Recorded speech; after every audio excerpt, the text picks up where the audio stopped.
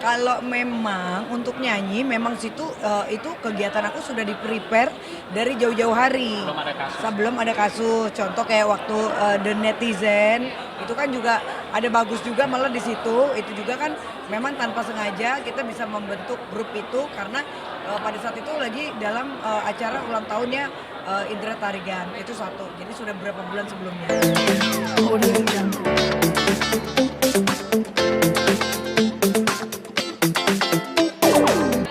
Kalau memang untuk nyanyi memang itu kegiatan aku sudah di-prepare dari jauh-jauh hari. Belum ada kasus. Sebelum ada kasus. Contoh kayak waktu The Netizen itu kan juga ada bagus juga malah di situ. Itu juga kan memang tanpa sengaja kita bisa membentuk grup itu karena pada saat itu lagi dalam acara ulang tahunnya Indra Tarigan. Itu satu. Jadi sudah beberapa bulan sebelumnya. Yang kedua ada juga lagu lagi nih yang terbaru nih. Hari ini baru di-upload. Geng aku juga namanya The Amoy. Itu pun juga sebetulnya video klipnya harusnya juga bagus. Bahkan sudah disiapkan kostum untuk bagus di tanggal 5 Juli kemarin dan tanggal 4-nya kan dia akhirnya kabur. Jadi memang sebetulnya itu sudah dipersiapkan dari jauh-jauh hari. Nah, terus yang ketiga, saat ini posisi bagus juga sudah di BAP gitu. Jadi kalau udah di BAP kayaknya nggak mungkin banget dan tidak akan mungkin kalau pihak kepolisian itu mau merencanakan settingan dengan kita itu udah nggak mungkin. Itu namanya menghina institusi. Cuman kan mungkin netizen kan pemikirannya kan masih kurang paham. Jadi kita mungkin akan menjelaskan yang sebenarnya. Ya, jadi saya selaku PH daripada BNI, saya harus sampaikan, nyatakan bahwa ini bukan settingan. Tapi ini ada benar-benar seorang wanita selaku korban pencurian melaporkan kepada pihak kepolisian dan kita tidak boleh main-main dengan masalah hukum. Ya kan? Kami bukan tim pengacara yang suka settingan. Dari awal saya sudah bilang sama BNI, kalau di settingan gua enggak mau ambil, kantor hukum saya tidak mau jadi kuasa hukum kamu. Dia bilang tidak, ini serius. Makanya kita tidak lanjut dengan laporan polisi resmi. Kita juga sudah ada BAP daripada korban, BAP daripada 2 saksi sudah, dan semua barang pembelian itu juga surat-suratnya juga sudah kita kasih ke pihak kepolisian. Artinya secara hukum ya unsur pidananya sudah terpenuhi dalam unsur pasal 363 gitu. Nah, semalam Berbi dan si Bagus datang ke Polda itu memang tujuannya adalah untuk melaksanakan BAP dan juga kalau ada etikat baik untuk bisa diselesaikan perkara ini. Ternyata di dalam berubah mereka sendiri yang tidak beretikat baik gitu loh. Makanya BNI juga mengambil sikap bahwa kasus ini tetap dilanjutkan, diproses. Dan semalam itu polisi sudah melakukan proses ya, karena prosesnya masih lidik gitu loh.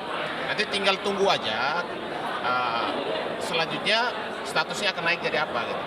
Tapi kalau menurut saya sebagai salah satu pakar hukum pidana bahwa seluruh unsur pidana alat bukti sudah lengkap, termasuk daripada pengakuan daripada pelaku dan juga penyitaan terhadap barang emas dan berlian yang diduga dicuri, bahkan 2 emas cincin kawinnya juga sudah dijual.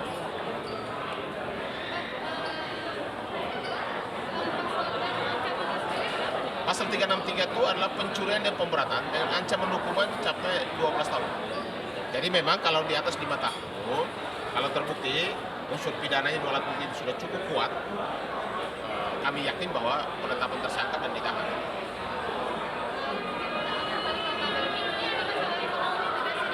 Ya, apalagi kan jadi gini, memang suami saya itu bukan orang kantoran, itu satu. Kedua, memang dia kerjanya freelance. Jadi kadang suka ngurusin ini itu. Jadi tidak tetap, intinya penghasilan yang tidak tetap. Jadi ketika aku menikah juga, kalau saya kan tipe orang yang tidak masalah dengan masalah keuangan, tapi saya lebih memilih untuk lebih dia bertanggung jawab secara moral gitu, etika ya kan. Jadi saya juga kan pengen tadinya yang baik-baik aja rumah tangganya. Kita juga bekerja bareng ya Bang.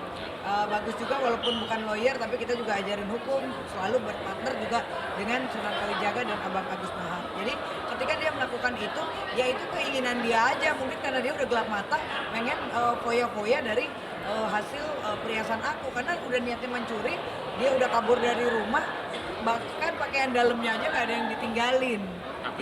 Handphonenya dimatikan, ya kan, dimatikan dan dia hilang sampai dengan tadi malam saya paksa ibunya untuk, ayolah mam ada itikat baik ya, kalau enggak saya udah nggak ini lagi, saya lepas tangan. Ya, dia juga tidak menghubungi saya, baru pas di jalan mau sampai dengan nomor baru lagi, itu pun dia pinter, ya nggak pakai kartu, jadi cuma wifi biar nggak di tracking.